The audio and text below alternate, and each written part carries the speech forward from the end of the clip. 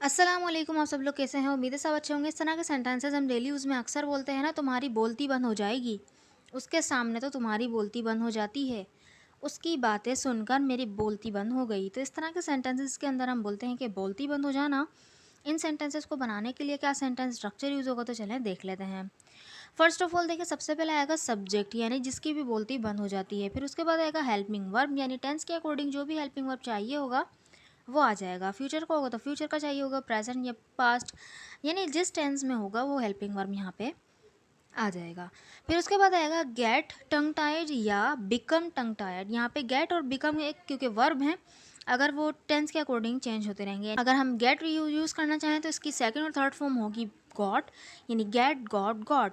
Gotten भी होती है थर्ड फॉर्म, लेकिन आजकल गॉट ही इस्तेमाल होती है इस थर्ड फॉर्म। ठीक है, सो हम यहाँ पे गॉट ही थर्ड फॉर्म यूज़ करेंगे।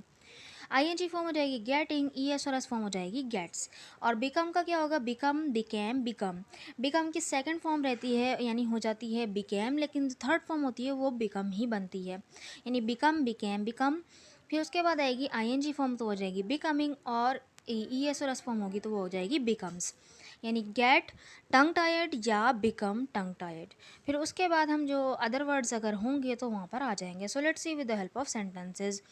तुम्हारी बोलती बंद हो जाएगी, तुम्हारी बोलती बंद हो जाएगी, जाएगी तो फ्यूचर इंडेफिनिट का सेंटेंस है। हेल्पिंग वर्ब क्या लगेगा? विल लगेगा। और यहाँ पे सब्जेक्ट क्या है?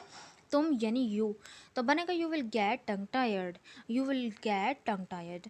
क्योंकि विल के बाद वर्ब की फर्स्ट फॉर्म ही चाहिए होती है, इसलिए get as it is get ही आया, फर्स्ट फॉर्म ही आया। गेट टंग टायर्ड में कोई चेंजेस नहीं होंगे।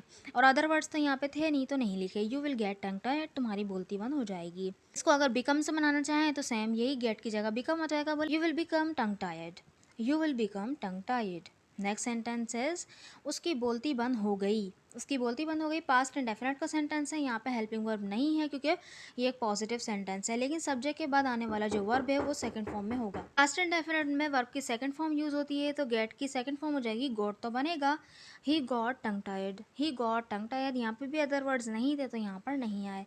नेक्स्ट सेंटेंस अगर इसको हम बिकेम से बनाना चाहें तो ही बिकेम टंग टायर्ड, क्योंकि बिकम की सेकंड फॉर्म बिकेम होती है। नेक्स्ट सेंटेंस इज उसके सामने तो तुम्हारी बोलती बंद हो जाती है, उसके सामने तो तुम्हारी बोलती बंद हो जाती है। प्रेजेंट इंडेफिनिट का सेंटेंस है यानी सब्जेक्ट के बाद वर्ब की फर्स्ट फॉर्म आएगी, क्योंकि ये नेगेटिव और इंटेरोगेटिव तो है नहीं कि इसके अंदर हेल्पिंग वर्ब आएगा। हेल्पिंग वर्ब नहीं आएगा क्योंकि ये एक पॉजिटिव जुमला है। बस ये है कि तुम्हारी तो यू के बाद तो वर्ब की फर्स्ट फॉर्म आती है, ये और इसका इजाफा भी नहीं होता, भले बनेगा you get tongue tired in front of him. Other words यहाँ पर आ गए, देखें you get tongue tired in front of him, उसके सामने तो तुम्हारी बोलती बंद हो जाती है। अगर बिकम से बनाना चाहें तो बोल सकते हैं you become tongue tired in front of him. Next sentence is तुम्हारी बोलती क्यों बंद हो गई थी, तुम्हारी बोलती क्यों बंद हो गई थी।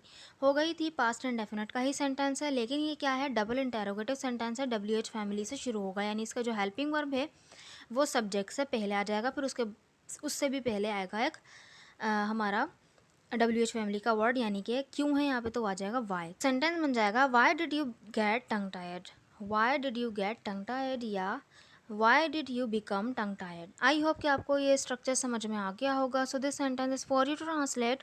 उसकी बातें सुनकर मेरी बोलती बंद हो गई, उसकी बातें सुनकर मेरी बोलती बंद हो गई। इस सेंटेंस को बनाकर ज़रूर कमेंट बॉक्स में लिखिएगा ताकि मुझे पता चले कि वीडियो समझ में आई कि नहीं। अगर वीडियो अच्छी लगी है तो चैनल को ज़रूर सब्सक्राइब भी कर दीजिएगा और वीडियो को लाइक भी कर दीजिएगा। Thank you so much.